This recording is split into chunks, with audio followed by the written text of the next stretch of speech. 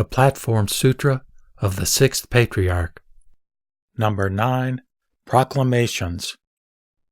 On the 15th day of the first month of the first year of the Shen Lung, or Divine Dragon period, 705, Empress Wu, Zetian, and Emperor Chengzong issued a proclamation that said, "We have invited the two masters, Shen Xu and Lao An, to the palace to receive our offerings, with the suggestion that the occasion of 10,000 possibilities always reaches its ultimate in the single vehicle."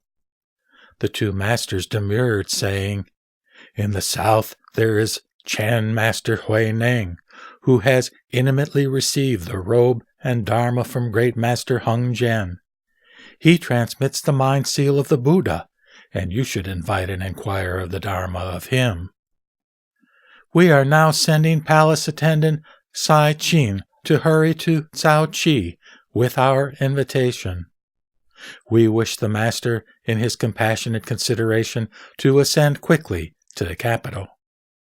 The Master memorialized to the throne, excusing himself on account of illness and saying, "I wish to live out my life in the forests." Qi Qin said, "The virtuous Chan monks of the capital all say, if you wish to understand the way, you must sit in meditation and cultivate samadhi. It has never happened that anyone attained emancipation without relying on meditation. I wonder, what is the Dharma that you teach?" The Master said, "One is enlightened to the way through the mind. How could it depend on sitting? A sutra says, quote, to say that the Tathagata sits or lies down is to practice a false path. Why? Because he is without coming and without going." Close quote.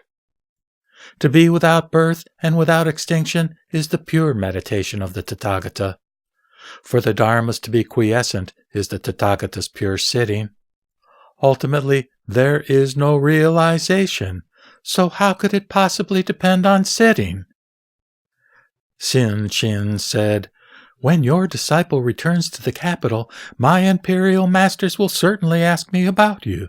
Please, in your compassion, indicate for me the essentials of the mind, so I may transmit them to the two palaces and the students of the way in the capital. It would be like a single lamp lighting 100 or 1,000 lamps. The darkness would become entirely bright, brilliant, without limit." The Master said, "The way is without bright and dark. Bright and dark are complementary ideas, so even the, quote, brilliant without limit, close quote, has a limit. This is because it depends on the positing of names, that is, categories. The Vimalakirti Sutra says, quote, the Dharma is without comparison because it is without mutuality, close quote." Xin Zhen said, "Bright is a metaphor for wisdom, and dark is a metaphor for the afflictions.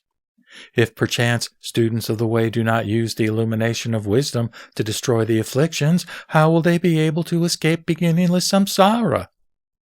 The Master said, "The afflictions are bodhi. They are non-dual and not separate. If one tries to use the illumination of wisdom to destroy the afflictions, this is the interpretation of the two, or Hinayana vehicles, held by those fit for the sheep and deer carts. Those of superior wisdom and Mahayana capabilities are completely different." Xian Jian said, "What is the Mahayana interpretation?" The Master said, "Ordinary people see brightness and ignorance as different, but the wise comprehend that they are non-dual in their nature. The non-dual nature is the true nature, and the true nature is present in the ordinary and stupid common people without decrease, and in the sages and wise ones without increase. One abides in the afflictions without disruption. One resides in meditation without serenity. Not annihilationist and not permanent, neither coming nor going, neither located in an intermediate location, nor in the internal and external, neither generated nor extinguished, permanently abiding without movement, This is called the way. Xian Qian said, "How does your teaching of neither generation nor extinction differ from the heretical paths?" The master said, "When those of the heretical paths preach neither generation nor extinction, they have extinction put a halt to generation, and generation reveal extinction.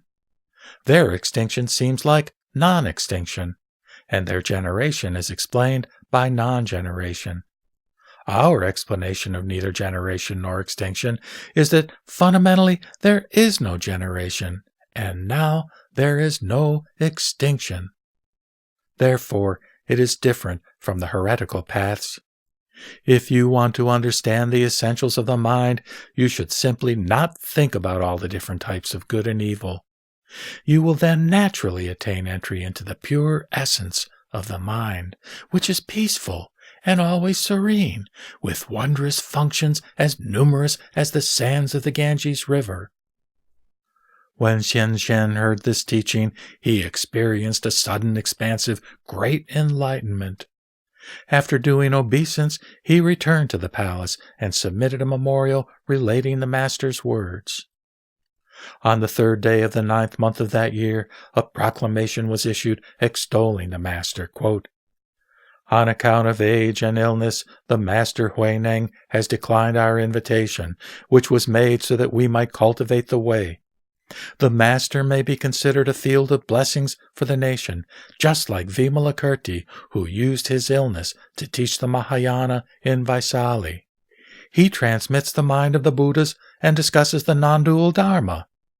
Xian Qian has transmitted the master's instructions, which are the perceptual understanding of a Tathagata. We have accumulated an overabundance of auspicious good, and have planted good roots in the past. Thus have we encountered the master's appearance in the world, and the teaching of the superior vehicle of sudden enlightenment. Our gratitude to the master's good favor toward us is never-ending." Close quote. Along with this were donations of a vestment of valuable Korean material, and a bowl made of crystal. An edict declared that the governor of Xiaoqiao should renovate the monastery, and the master's former residence was allowed to become Kyoen-su, or Monastery of the Nation's Gratitude.